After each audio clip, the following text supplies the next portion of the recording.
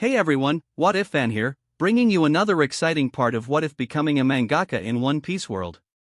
You can find the fanfic title and the original author's name in the description below. Make sure to check it out and show them some love. If you enjoy the video, don't forget to like, subscribe, and ring that notification bell so you never miss an upload. Alright, let's jump into it. Chapter 21, The Trafalgar Family's Interaction with the One Piece Manga.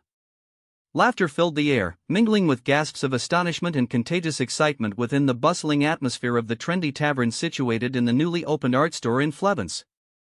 Just like O'Hara and Batarilla, Rob had stocked ample quantities of volumes 1 and 2. However, to his surprise, the stock he had initially put out had significantly dwindled. It appeared he would have to restock soon, despite implementing a one-volume rule to limit customers to purchasing only one volume of each type. Nevertheless, this did not dampen the enthusiasm and eagerness of the people of Flevence. Even members of the royal family graced his art store with their presence, recognizing the tremendous fame he had achieved within a single day. The miraculous art store, known for its indestructibility and its ability to restore sight to the blind, became the talk of the town within the white walls of the city. Irrespective of their backgrounds or affiliations, whether they were ordinary citizens or pirates, whether they carried malevolent or benevolent intentions, everyone united in their fascination with the story of One Piece. They all eagerly anticipated more, especially with the release of the third volume scheduled for tomorrow, as listed in the store's updates. The other items for sale in the store, including the enticing food, added to its appeal. With the arrival of the art store, the city of Flevence buzzed with even more vibrancy.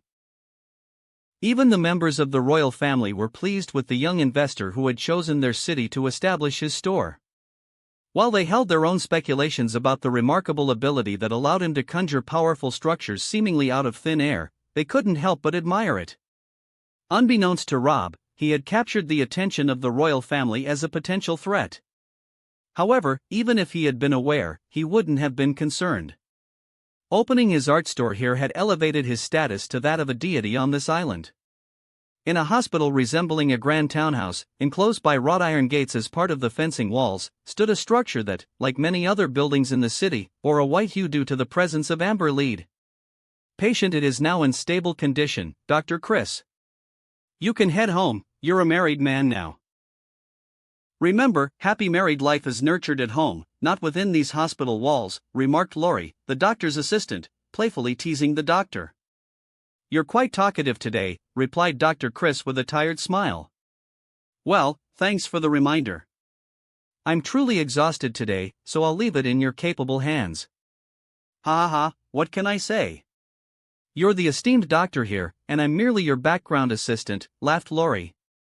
Sigh, that subject again, Dr. Chris sighed, hinting at an ongoing playful banter between the two. After Trafalgar D. Chris returned home and heard his wife's hesitant laughter echoing throughout the house. He recalled the 2 books they had purchased earlier that morning from the new store. He retrieved the 2 volumes from his wallet, adjusted his eyeglasses, and settled in to browse through them. One Piece events. Wow! What a wonderful nap, exclaimed Luffy with excitement. Ha ha ha ha ha. Looks like I was saved. I thought I was a goner. The Alvita pirates looked shocked. Ha! Who are you? Luffy asked curiously. The Alvita pirates exclaimed, but who are you? Why would someone come out of a wine barrel? After a while, Kobe asked, Hey Luffy, why are you setting sail? Because I want to become the Pirate King, replied Luffy. What? The Pirate King, the one who owns everything in this world. Do you want to tell me that you're searching for the greatest treasure in the world, the One Piece? Dumbfounded, Kobe continued to wonder aloud, do you want to get yourself killed? All the pirates in the world are after that treasure. Luffy responded with confidence, well, so am I, Shishishi. Kobe protested, no. No way. Absolutely impossible, absolutely impossible. To become the Pirate King in this great age of pirates, you don't stand a chance. Absolutely impossible. Ach! Why did you hit me? Luffy explained, because I don't want to hear you. Kobe chuckled, anyway. I'm used to getting hit, ha, ha, ha. Luffy declared, I'm not afraid of death. Confused, Kobe asked, huh? Luffy clarified, because that's my dream. I wouldn't mind dying for it. Luffy added optimistically, plus, I guess I can do it. I mean, it might be hard. Kobe pondered in surprise, I never thought about it before. Kobe contemplated and asked, can I fulfill my dream too, if I'm ready to die? Luffy responded, What? Kobe inquired, will I be able to become a member of the Marine? After some time, he closed the last page of the second volume, feeling disappointed that there were no more pages left. He hadn't even realized how quickly the time had passed while reading the book. Dreams, huh? Sigh. Can a dream really heal people? I wish I could have the same outlook as Luffy. What would life look like for me then? But is becoming the Pirate King truly a dream worth pursuing? What could the author of this book mean? Honey, don't overthink it. Didn't you see how Nami manipulated all those pirates? PFT. Haha, she's such a fun and courageous girl. Ding. Plus 122 art points from Trafalgar D. Chris. Ding. Plus 99 art points from Mary. Ding. Plus 87 art points from CP5 member Flint. Oops, CP5? Looks like trouble has finally arrived. Rob, who was engaged in a playful tug-of-war with Olivia on the bed, was abruptly interrupted. Where did this disturbance come from? At least let him finish what he was doing first. Fuck. Ah. Baby, why did you stop? Come on, I'm almost at my limit. Chapter 22, Cipher Pole Entry on the Line. In an unfamiliar inn located within the outer circle of the White City in the Flevens Kingdom, a tall man dressed in a white tuxedo perused the manga volume of One Piece with weary eyes and an intriguing expression. After finishing his examination of the two available volumes, he retrieved a small den mushi of the communication type and urgently called his superior. Gotcha. The secret code, long live Chief Spandine forever. Very well, Flint. Just lower your voice slightly until the phrase is perfect. Now, what do you have to report? As you wish, Chief. I will remember to lower my voice next time. I have something interesting to share this time. Something interesting? Are the members of the royal family in Flevens finally displaying intentions to flee their kingdom? No, Chief, it's not about that. Then what is it? Tell me. This morning, a store mysteriously appeared in Flevens. It's an incredibly advanced building with an irresistible charm. It goes by the name of the art store, and it seems that the royal family is already in agreement with its presence. Even the blind can regain their sight upon entering this store. The construction materials used are impenetrable. But that's not the main issue here. The store's offerings are what makes it truly remarkable. Flint, do you have a death wish? Why on earth wouldn't you just tell me everything you know? Or do you enjoy building up my anticipation, only to dash it all to pieces in the end? Didn't I explicitly instruct you to deliver all the information at once? At that moment, Spandine's furious visage appeared on the den mushi in Flint's hand. I apologize, Chief. I needed to drink some water. I was almost dying of thirst. Proceed, speak up.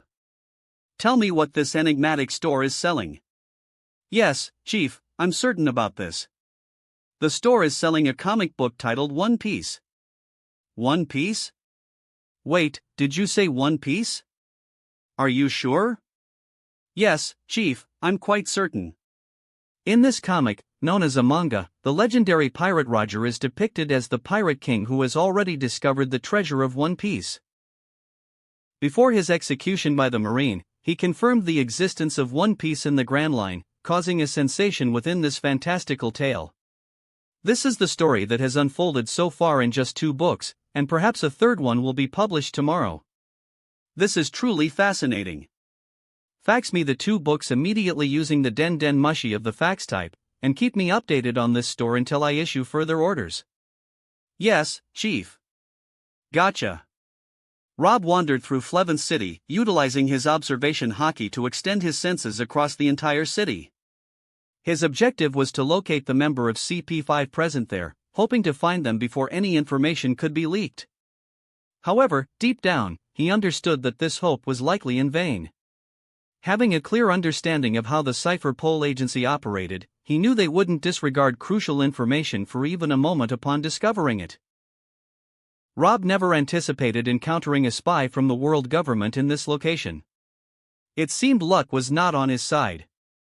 "All right, I've found you," Rob whispered. In his perception, numerous bright spots flickered, appearing and disappearing. His mastery of observation haki had reached an advanced level, having recently unlocked its true potential after merging with the remnants of the original Rob's soul. He could effortlessly extend his observation haki to cover the entire island if he so desired. The bright spots he visualized represented the individuals he had already screened and confirmed as not being CP5 members. With his familiarity with CP5 from the anime and the manga, he could instantly identify their agent with a single glance. As expected, he had located the agent in one of the outer hotels near the White City walls. Although it was a considerable distance from his current position, that posed no issue. In an instant, Rob dashed towards his target like a mirage. The inn, like the rest of the buildings in the city, gleamed with a white hue. Fortunately, it was relatively empty, as these outer hotels typically accommodated individuals with special intentions. Approaching CP5's window with the grace of an assassin, Rob went unnoticed by his target. "It seems I'm already too late," Rob thought with a sigh, realizing that Den Den Mushi, the fax type, had already transmitted copies of the 2 volumes to this agent's superior. This person disrupted my precious and enjoyable time with my wife and leaked my information to the world government. If I don't eliminate him, I would cease to be human. Rob's eyes burned with anger as he glared at the individual who had caused him such significant losses that day. However, his overwhelming killing intent was forcefully suppressed. Killing the target now would only alert the world government, leading them to take immediate action. Perhaps they would find it intriguing due to the mention of One Piece, and an all-out assault might not even be necessary. Rob wasn't afraid of the world government, but he wished to avoid exposing himself prematurely. After all, he had yet to complete his grand plan in the 4 seas. "Consider yourself fortunate, Flint. You're the first to slip through my grasp after causing me trouble. You truly possess an extraordinary amount of luck. But that doesn't mean I won't eventually end you." Rob let out a cold snort before vanishing from the shadowy balcony. When Rob became angry, he transformed into a relentless demon, persisting until his thirst for revenge was satisfied. It seemed that even in his new life, this nature continued to define him. "Why did I suddenly feel a chilling sensation just now?" Flint woke up, his back drenched in a cold sweat, unable to comprehend the reason. "Strange, why do I feel as if I've narrowly escaped certain death?" Chapter 23. The attention of the world government. This is really the most interesting thing I have seen in all my years. In a dimly lit hall, an old man with a scar on the left side of his face, a hat over gray braids, and a walking stick.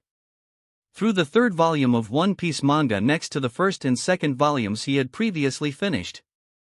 The quality of these books was inferior to the original because they were printed on plain paper by Den Den Mushi fax type, other than the original volumes made with the ability of a devil fruit. To think that there is someone in this world who wastes their time drawing nonsense and selling it to people is really interesting. Another old man spoke with obvious disdain. His figure was slim and tall and he had a long white beard.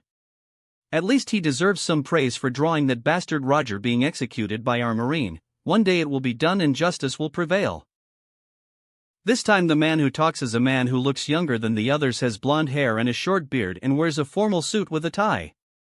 "Didn't you notice that these comic books contain real places? It seems that the author of this story is not just an amateur. But well, what is really interesting is knowing what kind of devil fruit this man by the name of Rhodes D. Rob is using." A bald man with large patches of birthmarks on his forehead and a large white mustache was browsing the encyclopedia of devil fruits intently, It seemed as if he was searching for some kind of devil fruit that could create buildings out of thin air.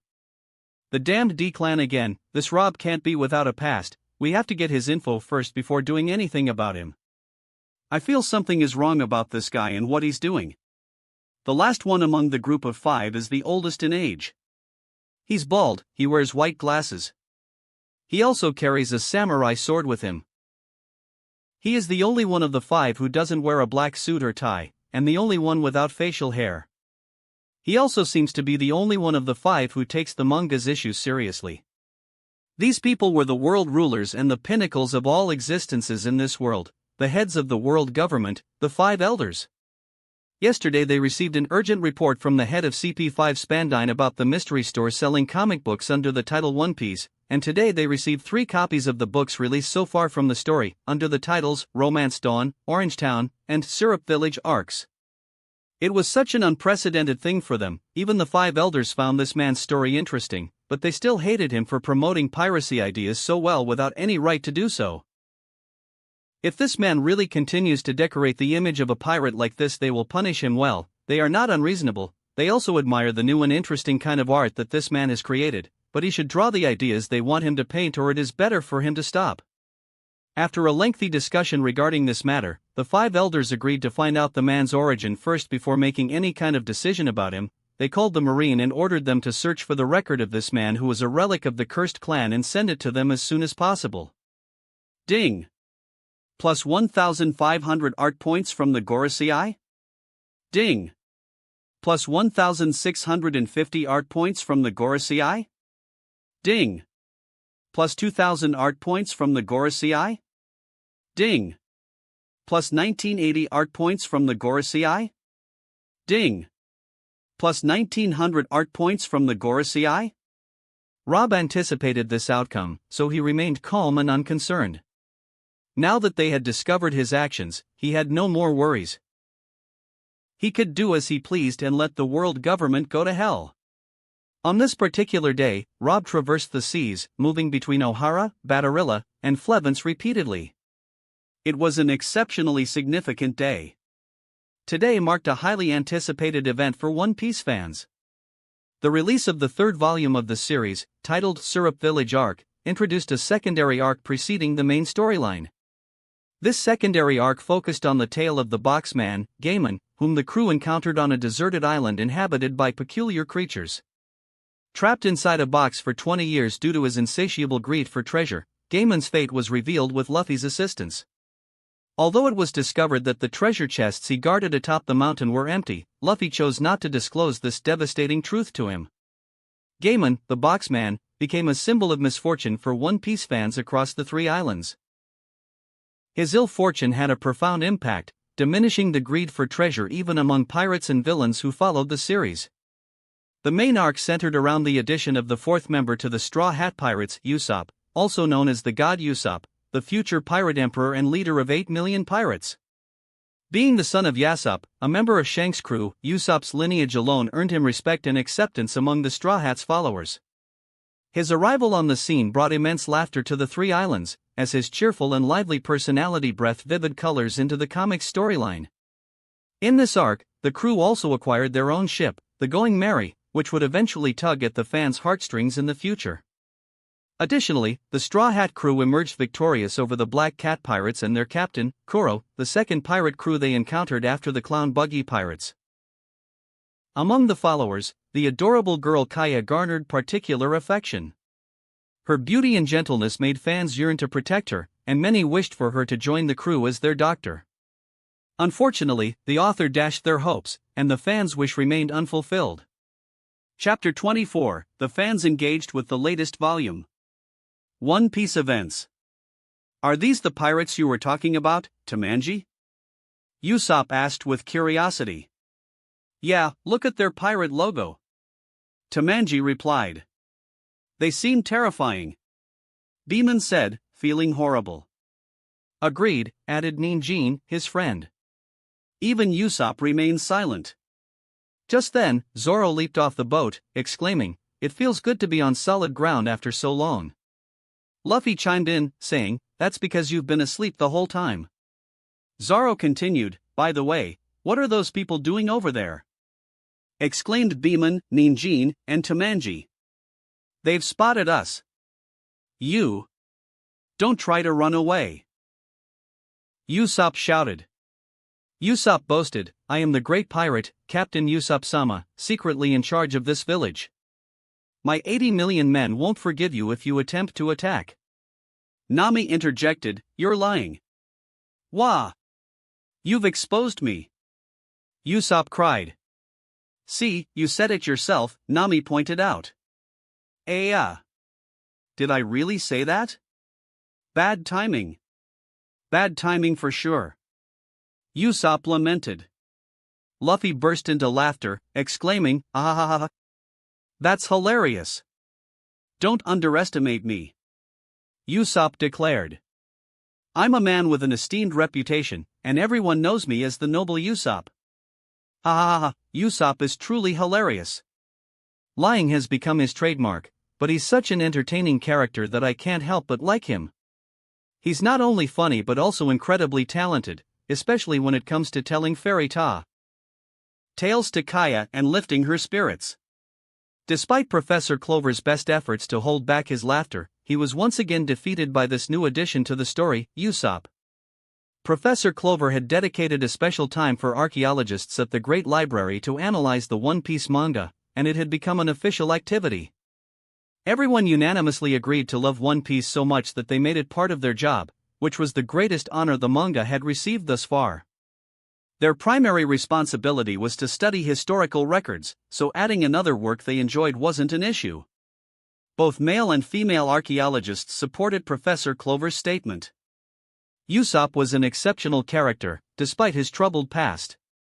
As a child, he experienced immense hardships, growing up without a father and witnessing his mother's tragic death.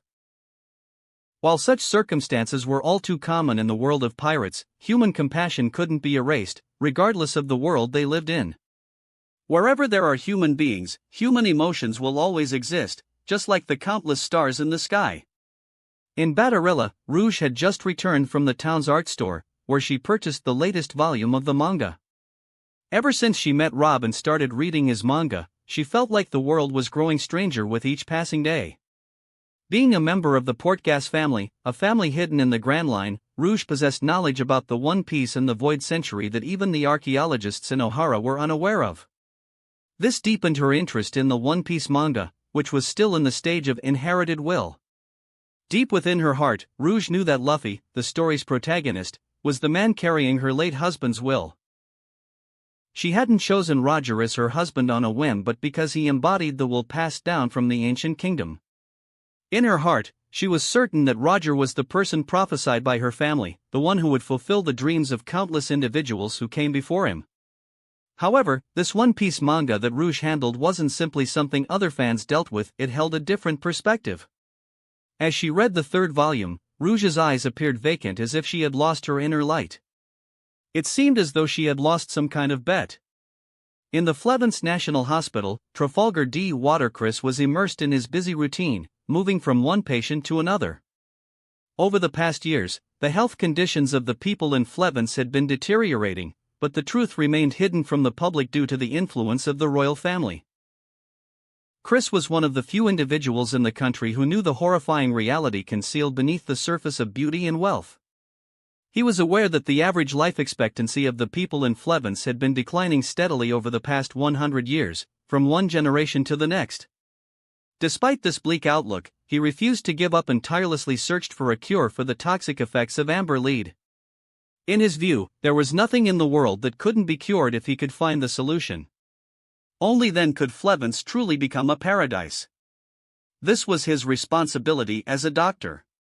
Lately, the only thing that provided him with a bit of entertainment and alleviated the mental and physical pressures was the manga One Piece.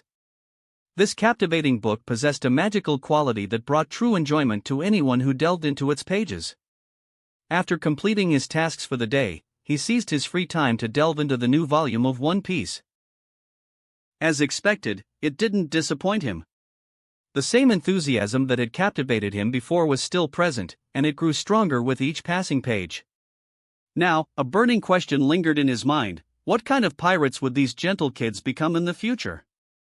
Would they succumb to the influences of a decaying world and transform into cruel villains?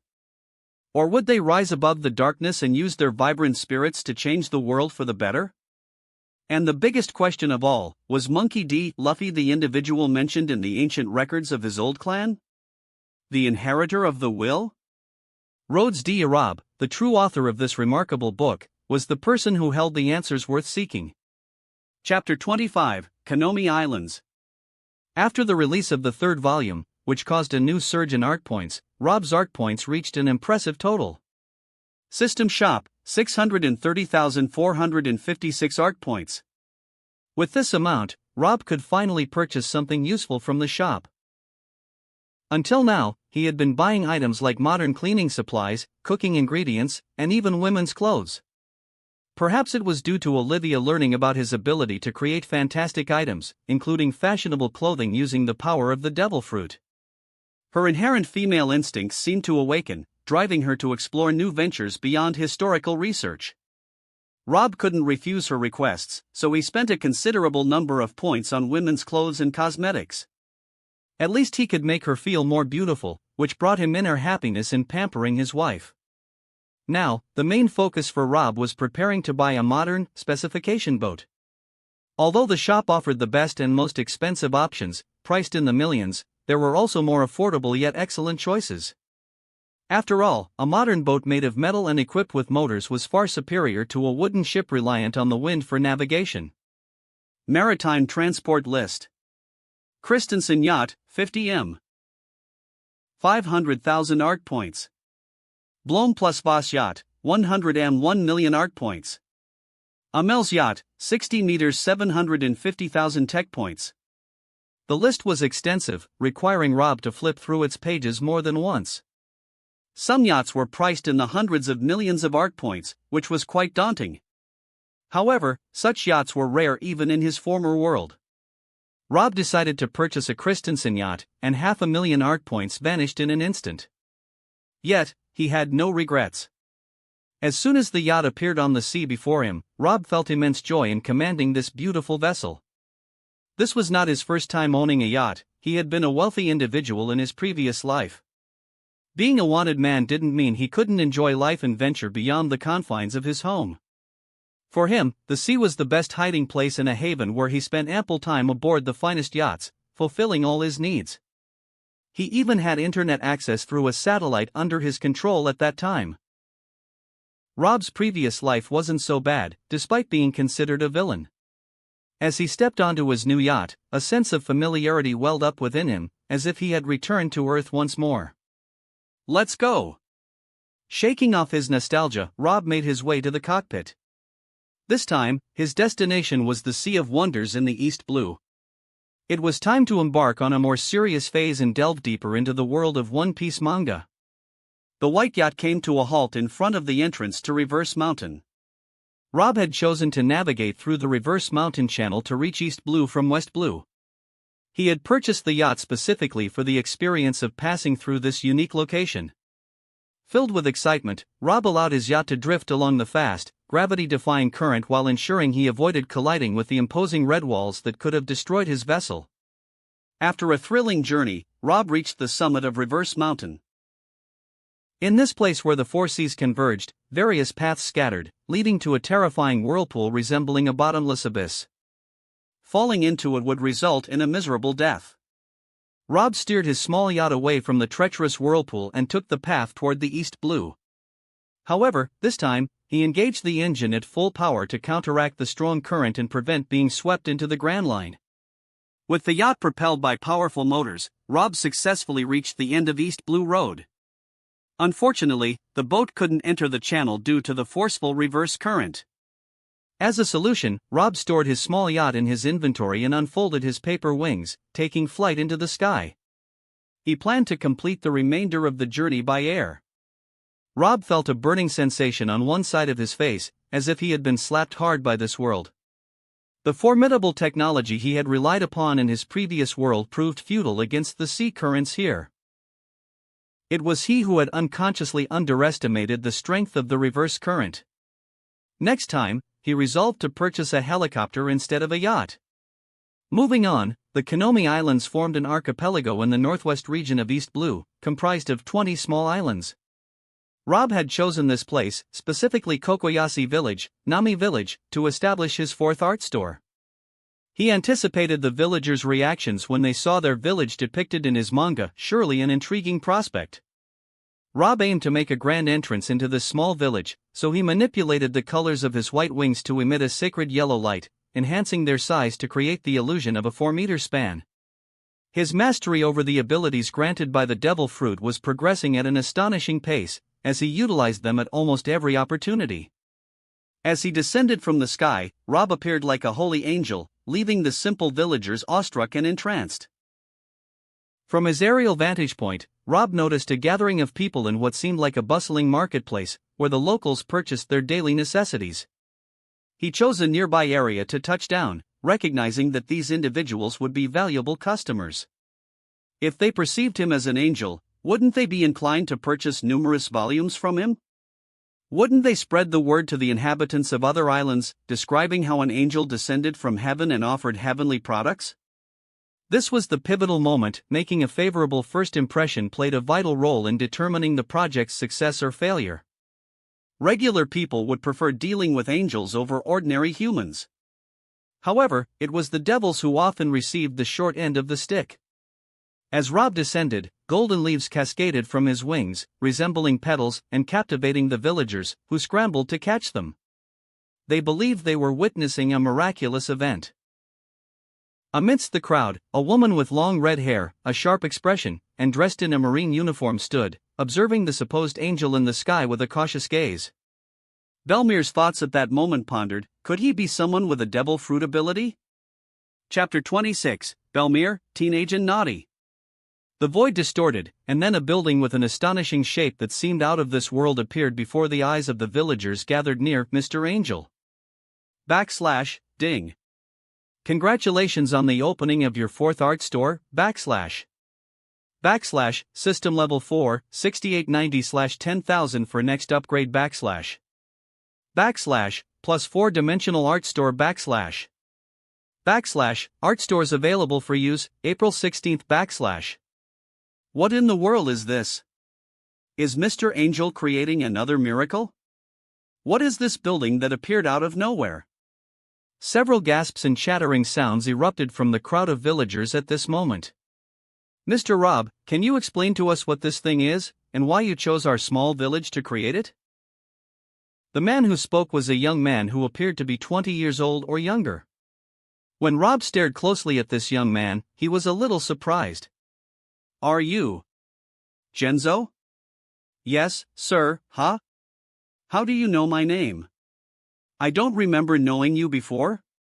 Young Genzo was surprised that this esteemed angel knew his name, and the chatter of the crowd had increased due to this situation. I am a heavenly angel. Of course, such a simple thing would not be hidden from me. Rob had thick skin. Since he presented himself to these villagers as an angel, he would continue to do so. After all, when they saw their future selves in the Arlong Park arc, they would truly believe that he was an angel who came to save them from an ominous future. Young Genzo froze and didn't know what to say. He, too, had been feeling suspicious about this person the whole time. Could he really be an angel?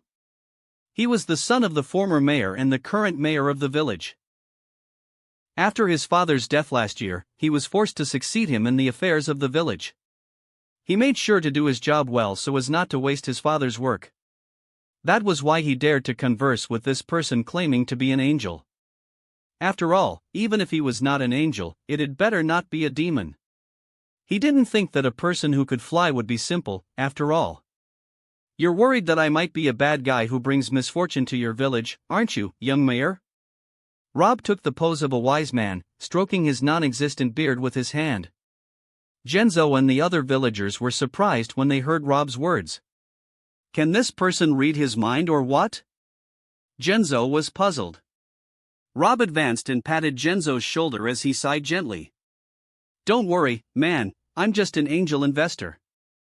I came to this place of destiny to open my art store, that's all. Rob continued to speak after seeing the villagers' expressions change. What I'm selling is art that will change your lives. Look at that banner hanging in the sky over there. The twinkling lights surrounding the cover of the Straw Hat Pirates lit up just as Rob wanted. Only now did the villagers realize that there was a strange lighthouse-like object hanging in the sky above their heads the whole time. Welcome to the art store, where you can enjoy the future of the world, You're obviously just a fake angel. No, it's more correct to say you're just a cowardly chicken, dressed as an angel. At this moment, a teenage girl's voice sounded from the crowd, making the atmosphere silent. Immediately after he finished his speech and convinced Genzo and the other villagers that he didn't intend any harm to them or the village, a little girl came out who looked 14 or 15 years old, had long red hair, and was dressed in marine clothes that looked older than her and didn't fit her body, which was obviously still maturing. Rob froze completely, as if he couldn't believe that in this world there was someone who would dare to insult him. In his previous world, when people mentioned him, they used the word the Great out of fear of being targeted by him. Only his name intimidated many. But now, a random girl called him the cowardly chicken in an angel outfit. Belmere. This is disrespect for the esteemed Mr. Genzo said. What is this troublesome brat doing here? Come on, apologize to Mr. Angel now, you brat. Mr. Angel Rob, please don't bother with this brat girl, and forgive her. She is like this to all strangers since her father, who was a Marine captain, died, and she is like this. Yes, Mr. Angel, don't be mad at her. As you see, she always wears her father's Marine outfit and yells that she's going to be a captain and bring honor to the village. He. She's not a bad kid though. Please forgive her, sir. Please forgive her, sir. Please forgive her, sir. You all. The teenage girl, Belmere, watched all this with palpable anger. Just how could they trust this strange man? Clearly, he was taking advantage of their stupidity and inexperience. Oof. You all can trust him all you want. We'll see later who's wrong about this. Bye. She turned around after letting out her last words like Sundara in a rage. Rob's anger disappeared after he got to know this naughty chick. Isn't this Belmere, the adopted mother of Nami and Nojiko? He never expected that she would have this kind of personality in her adolescence. Hey! Kid, don't insult other people everywhere, it will make you die single and never find a husband in the future. Rob said, suppressing his laughter when he saw the look of shock on her little face that turned into a blush of embarrassment and anger. You are the kid. Damn you, chicken. Who wants to get married? I'm going to be a Marine Admiral. As soon as she left her words, she ran away like the wind. Ha ha ha ha. What a cute little girl. When the villagers saw Rob laughing, they sighed and laughed as well, the tension easing. Chapter 27, Manga? This story seems fishy, but it's still quite fascinating. Uncle Neko. Who are you calling uncle? Brat girl, call me big brother. A man in black glasses, appearing to be in his 40s, stepped out of his house. He sported a mustache and a small beard, dressed like a doctor, even his house resembled a clinic of sorts. Ah, yeah, big brother Neko, I need some money. Can you lend me? Teenage Belmere spoke, her tone tinged with embarrassment. What? Need money? Didn't I give you the weekly living allowance your father left for you just 2 days ago? Uncle Neko, the village doctor and a close friend of Belmere's late father, took care of her until she came of age, as she was a lonely girl. It's gone. What? Gone. It was 20,000 berry. Did it all vanish in 2 days? What did you do with the money, brat girl? Uncle Neko wasn't truly angry, but he needed to guide his late brother's daughter before she reached adulthood. I finally got my money from that arrogant old man. She slipped 3,000 berry into the pocket of her marine coat and made her way to her house, which was a bit farther from the other villagers' homes. Belmere had been very anxious lately since the mysterious store opened 2 days ago, thanks to that pedantic angel. Everyone in her village, and even neighboring ones, seemed different from their usual selves. Even Mayor Genzo, usually quite eccentric, had become obsessed with these so-called manga books. She even overheard him telling the villagers that his favorite character was Nami. Who on earth was this Nami? People were constantly discussing things like Luffy did this and that, Zoro cut this and that, Nami tied this and stole that, Usopp lied here and deceived there. Shanks, Mokino, Fusha Village, Kobe, Alvida, Clown Buggy, the Boxman, Kaya, Koro, formerly known as Kurohataru. Going merry. All this talk was driving Belmere nearly mad. Everyone seemed to be having a blast without her, especially after visiting that cursed store. They were all so different from the familiar villagers she knew. Manga? It sounds highly suspicious to me. No, I can't allow that mischievous angel to corrupt my people's minds any further. I need to first find out what's in those intriguing manga volumes. Well, time for some investigation. Back at her house, with a small garden of not yet grown tangerine trees in front, Belmere took a quick shower, changed into feminine attire, and wrapped a cloth around her head to conceal her features. Perfect. She checked herself in the mirror, finding her disguise flawless. She was convinced no one would recognize her. Or so she thought. Leaving her house, Belmere stealthily entered the art store, bustling with people from various villages. The Kokoyashi village residents inside the store gave her curious looks, which soon turned into cheerful smiles. Belmere was shocked the moment she stepped into the store. It felt like entering another realm. How could the inside be so vast compared to its exterior appearance?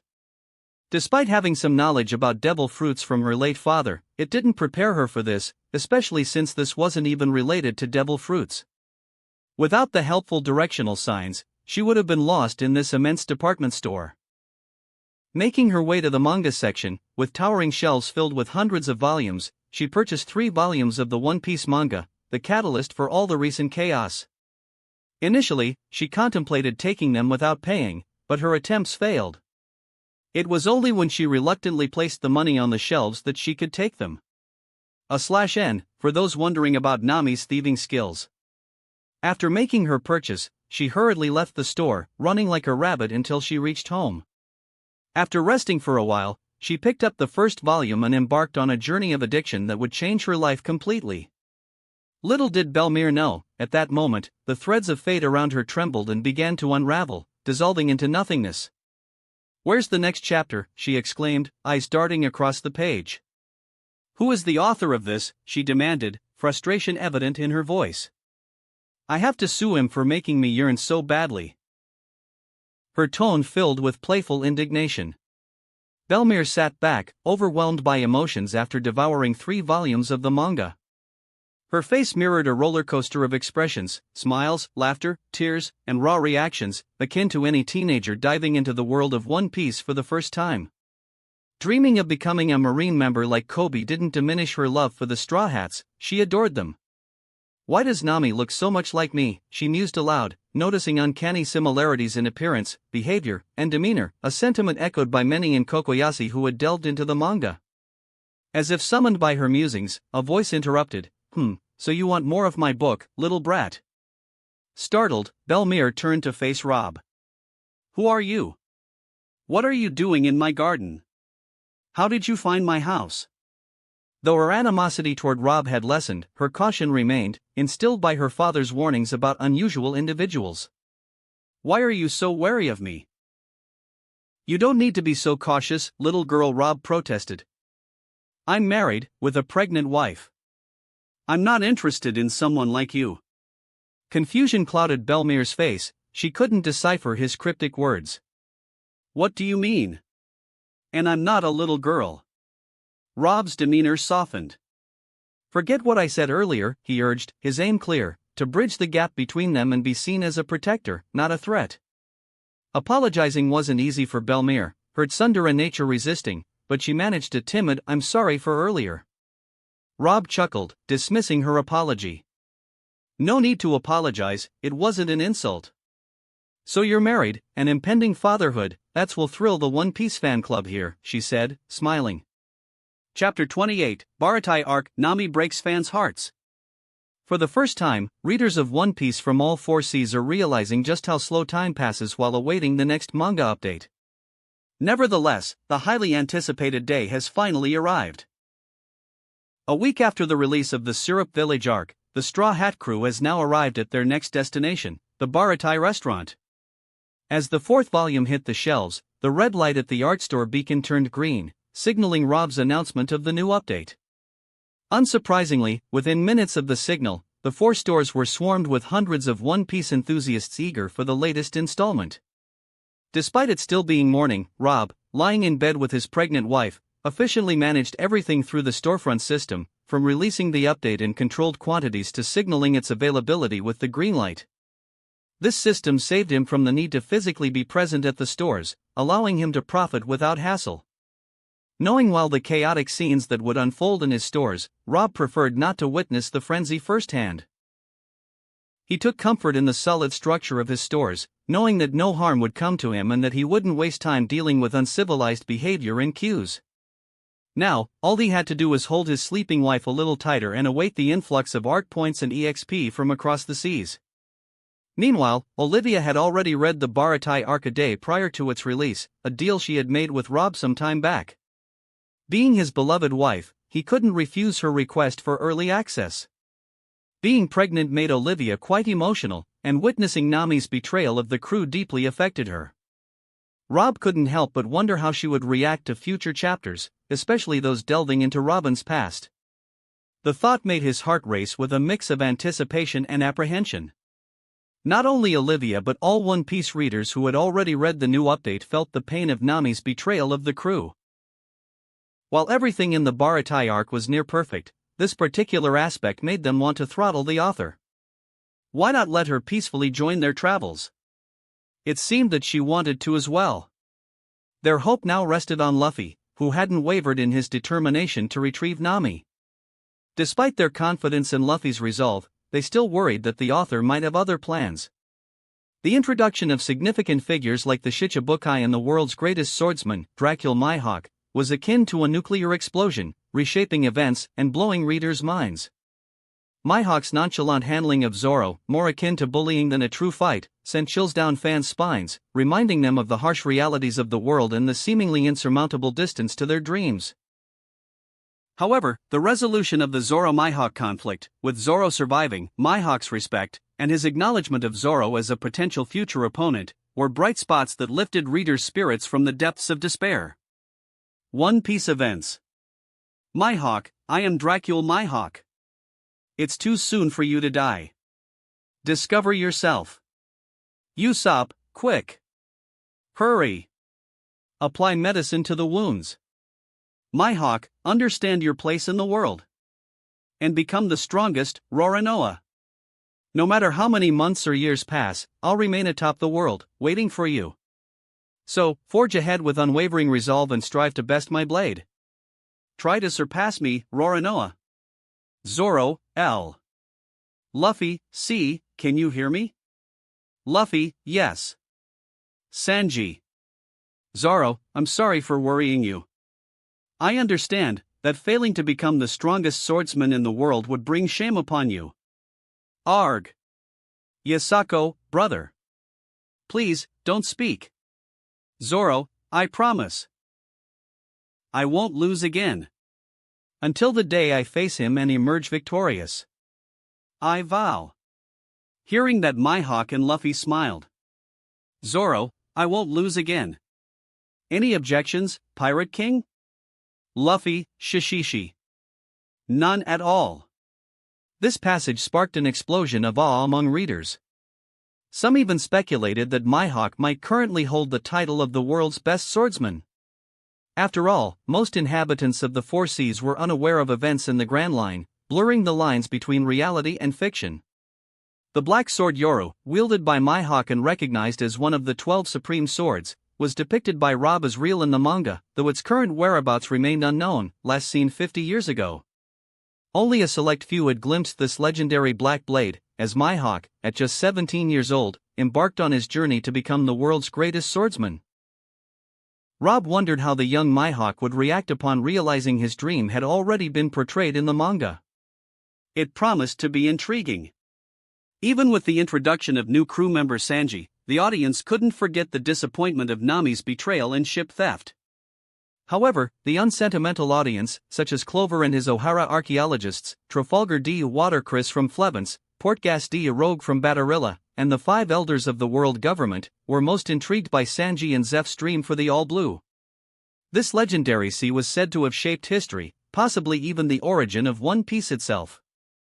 Readers diving into the manga for clues about One Piece were more captivated than ever, even causing a stir among the world government's 5 elders. The revelation of the Shichibukai plan, known only to a select few, briefly raised suspicions of a spy among them. However, this notion quickly dissipated as they considered it a contingency plan for dealing with rampant piracy, a recurring threat in history. This individual knows about the All Blue. One Piece is more than just a name. Now, the world government had a keen interest in this manga. In a dimly lit hall, amidst a grand red throne surrounded by numerous swords, a tall, dark figure opened eyes resembling blood waves, causing the void to tremble. An intrigued smile crept onto their face. In their hand lay an open book, its pages revealing Sanji's declaration of his dream. Chapter 29, Activating the Big Plan? The famous Straw Hat Pirates spanning across the 4 seas. The residents of the Konomi Islands and the neighboring islands, where Rob has established his art stores, were genuinely surprised to learn that this story was filmed in their East Sea. This filled them with a great sense of pride. After all, the Pirate King in the story and the real-life Great Pirate, Gold Roger, hailed from their eastern sea. The people of Fusha Village, in particular, were astounded to see themselves and their homes depicted in the manga. The shock was so profound that they were still in disbelief, unable to fully grasp the reality of it all. In a wooden house, the cries of a newborn baby echoed. The mother has passed away. "I'm sorry," announced the doctor and midwife with sorrowful expressions as they exited. They left behind a green-haired girl still weeping in the arms of a shocked man. "I've made a decision. Since fate has ordained it, your name shall be Makino, my dear little girl. You will inherit Daddy's business in the future. You must be strong," he declared amidst tears. "Daddy is sorry because it seems I won't be with you for long after Mommy is gone too." In an instant, the man aged several years as he averted his gaze from the lifeless body of the green-haired woman to his newborn child. Beside the deceased woman lay an open manga book, displaying a page featuring a beautiful young woman who bore an uncanny resemblance to the deceased. This marked the birth of a character from the manga, but unfortunately, Rob couldn't attend due to being extremely busy. What the residents of East Blue hadn't realized until now was that One Piece manga had gained popularity across the other 3 seas, not just in their own East Sea. However, this would soon change as people from the 4 seas, inspired by the One Piece story, began visiting East Blue to witness the locations featured in their beloved tale firsthand. These developments had already begun but remained largely unnoticed on a small scale. In less than 2 months since Rob began creating One Piece manga, the Straw Hat Pirates had gained fame across the 4 seas. Even the marine branches in these regions were starting to take notice of the mysterious stores selling manga books that also had the ability to restore sight to the blind within their confines. The ideals propagated by the pirates in this fantasy book were beginning to cause some disruption. Rob had initiated his grand plan to conquer the 4 seas through his manga. Within a week, he had opened numerous art stores on various islands throughout the 4 seas. Navigating these seas was as effortless for him as strolling in his own backyard. The art stores he established in West Blue included the main base O'Hara in West Blue, Frisia on Frisia Island, situated northeast of O'Hara, Elysia in the Kingdom of Elysia, a populous world government-affiliated kingdom, Ballywood in Ballywood Kingdom, also under the world government, Kano in Kano Country, home of the Chinjo family. In South Blue, his art stores were the main base Batarilla, Sorbet in Sorbet's Kingdom, ruled by Bartholomew Kuma, Torino on an island inhabited by skilled doctors resembling the Mayan people, Karate Island, chosen for its popularity. In East Blue, he established the main base Kokoyasi in Kokoyasi Village, Fusha on Dawn Island, after gaining recognition from the powerful figures aware of his manga, Grey Terminal as a charitable effort for the impoverished, Syrup in Syrup Village, where he encountered familiar faces, Logtown in Polestar Island, known for its dense population, Shimatsuki to save Kuina. Oiko to ensure the safety of Nojiko and Nami. In North Blue, he opened the main base Flevens. Kun Village to aid a struggling community. Lmeal to reveal truths and teach through comics. Germa with intentions to save Vinsmoke Sora. Spider Miles in Fallen Noble Island, influenced by the Don Quixote family's move. Ding! Congratulations on the opening of your 21st art store. System Level 6. 50876/100000 towards the next upgrade. Plus 4-dimensional art store. Art stores available for use, 21/24. Unlocked feature at level 5, Customer Entitlement. Customer Entitlement, any purchase from the art store will be exclusively owned by the customer. If stolen, it will automatically return to the customer. Unlocked feature at level 6, Video Projection. Video projection, the host can now use one of the art store beacon properties as a live TV.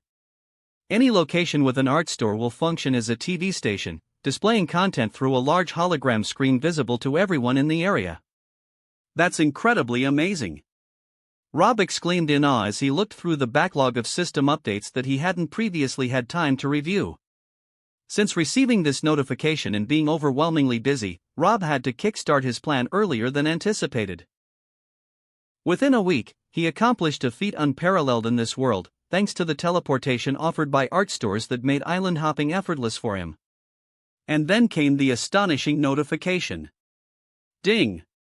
Plus 10,000 art points from the World King, M. Chapter 30, Saving the Tragic Don Quixote Family. Rob's observation hockey covered all of Fallen Noble Island at the moment. Although he had opened his store there, it didn't initially attract as much attention as the other islands because this kingdom housed many factories and work facilities employing the island's inhabitants. That's why Rob took a little stroll in this place, which was the origin of everything from the tale of the heavenly Yakcha da Flamingo. He wasn't surprised when he observed the Don Quixote family being bullied constantly by anyone who crossed paths with them. After all, they were celestial dragons who had relinquished their rights. It's fortunate that they're still alive.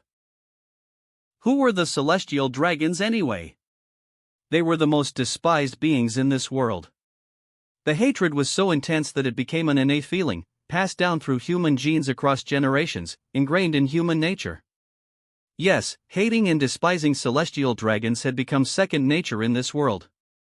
This was understandable, considering that celestial dragons viewed humans as even lower than cattle.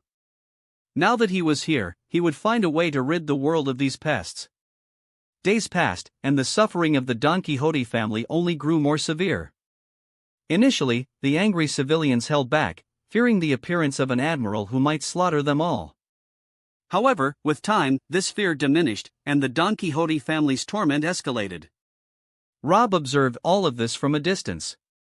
He waited for the opportune moment to act, as he had already made up his mind to rescue the Don Quixote family.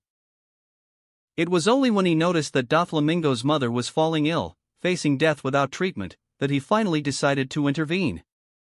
Bastards of the celestial dragons, today I will repay all the humiliation my daughter endured until her death. I swear I will make your lives a living hell. Me too, I will avenge my son. My child was just a little child. Why did you take him from me? Why? My sister did nothing wrong except breathe without the celestial dragon's permission. Why did she have to die for that? I will kill you, I will kill the celestial dragon today. People continued to voice their grievances to the Don Quixote family, who were already being beaten and kicked. Please, just hit me, they're just kids, and she's just a weak woman. Please. Don Quixote homing was at the end of his resolve. Despite the intense pain, he still wished to bear all the beatings for his children and his wife. Would he still say he doesn't regret leaving Marigoa now? Of course, he regretted it deeply. If given the chance, he would have wanted to return, but he knew it was too late for regrets. Tears streamed down his face as he witnessed his beloved wife and children being brutally assaulted, yet she continued to shield their children despite her agony and illness. Please, I beg you, have mercy on my family, have mercy on my family, you can kill me if you want, just have mercy on my family. Little Doflamingo, crying in pain, glared at his father with resentment as he heard his desperate pleas. "Why do I have a father like this?" Little Rosinante clung to his mother, sobbing uncontrollably. "Don't be scared. Cough. Cough. Mama is here, no one will hurt you. Cough. Dot." The health of Don Quixote Matri, Doflamingo's mother, deteriorated further after enduring numerous beatings. "Please. Someone. Save us." Unable to bear the sight of his family's abuse any longer, Don Quixote homing cried out for help. "No one can save you. Just go to hell.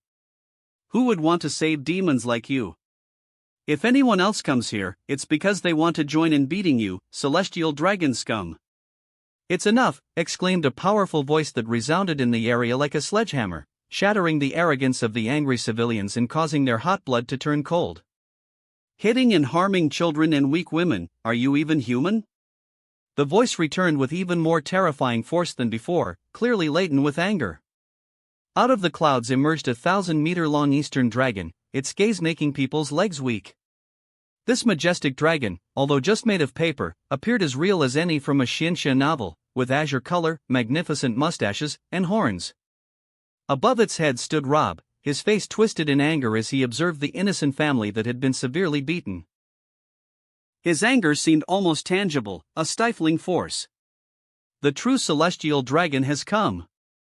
That wraps up this part of What If Becoming a Mangaka in One Piece World. Thanks so much for listening. As always, new parts drop every 4 days, so be sure to stay tuned. If you enjoyed the video, don't forget to like, subscribe, share it with your friends, and please consider supporting the original author as well. See you in the next one.